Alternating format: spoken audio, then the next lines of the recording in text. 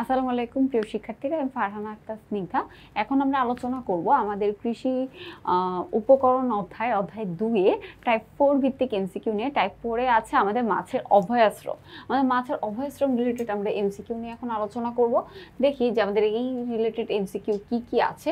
খুব একটা বেশি এখান থেকে প্রশ্ন আসে না, বাট যেগুলো আসে সেগুলো খুবই গুরুত্বপূর্ণ, কি বারবার এগুলো রিপিট হয় বোর্ড কোশ্চেন। ওকে, আমরা একটু দেখব। আচ্ছা, মাছের অভয়াশ্রমের মধ্যে প্রথম যে কোশ্চেনটা সেটা হচ্ছে দেশে বর্তমানে মোট মৎস্য উৎপাদনের আমরা যদি দেখি যে বলছে বর্তমানে মোট মাছ উৎপাদনের শতকরা কত ভাগ অভ্যন্তরীণ জলাশয় হতে আসে, কত ভাগ অভ্যন্তরীণ জলাশয়, অর্থাৎ বাংলাদেশে যতগুলো মাছ উৎপাদন হয় তার মধ্যে কতগুলো অভ্যন্তরীণ জলাশয় থেকে, সেটা 80% চলে আসে, শতকরা 80% অভ্যন্তরীণ জলাশয় থেকে আসে।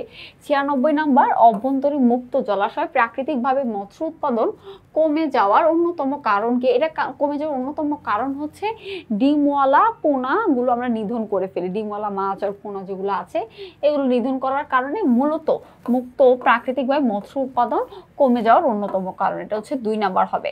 এরপর 97 নাম্বার বলেছে মাছ চাষে পৃথিবীতে বাংলাদেশের স্থান কত মাছ চাষে। ঠিক আছে, পূর্বে কিন্তু ছিল, দেখো তো পূর্বে কিন্তু চতুর্থ ছিল, বাট এখন যেটা আপডেট সেটা হয়েছে, দেখো বাংলাদেশের অবস্থান করছে পৃথিবী যতগুলো দেশ আছে তার মধ্যে অবস্থান হচ্ছে পঞ্চম। এটা হচ্ছে একদম আপডেট যেটা সেটা। ঠিক আছে, এরপরে দেখো আমরা বলবো পরেরটা 98 নাম্বার প্রশ্ন। 98 নাম্বার প্রশ্ন বলেছে নিচের কোনটি চরম বিপন্ন প্রজাতির মাছ? সেটা হচ্ছে মহাশোল, অর্থাৎ বিপন্ন প্রজাতির। এটা হচ্ছে যে বিলুপ্ত হয়নি এখনো পুরোপুরি, বাট এটা বিলুপ্তির পথে, এটা এখনো কেউ চাষ করতে চায় না। ঠিক আছে, এরপরে আমরা দেখব যে কি বলেছে 99 নাম্বার বলেছে কোনটি ঝুঁকিপূর্ণ প্রজাতির মাছ, অর্থাৎ এটা একদমই মানে এটা বিপন্ন হয়ে গেছে, আমরা যদি বলতে পারি এটা একদম চলে গিয়েছে, এটাকে খুব একটা সচরাচর দেখা যায় না, সেরকম মাছ হচ্ছে ফলি। ঠিক আছে, সেরকম মাছ হচ্ছে ফলি। এরপর আমরা পরবর্তী প্রশ্নে যাব। পরবর্তী প্রশ্নে বলেছে যে 101 থেকে 102 নম্বর প্রশ্নের উত্তর দাও। উপজেলা মৎস্য অফিস থেকে সাইনবোর্ড স্থাপন করে দোষ গ্রামে চাপড়ি বিলের মাছ ধরা স্থায়ীভাবে নিষেধ করেছে। ওকে, ভালো কথা। বিলের ভেতর বাঁশ ও গাছের ডালপালা ইত্যাদি রেখে দেওয়া হয়েছে যাতে কেউ মাছ ধরতে না পারে। তাহলে দেখো মৎস্য অফিসে গৃহীত ব্যবস্থার ফলে মাছের জন্য কোন সুবিধাটির সৃষ্টি হয়?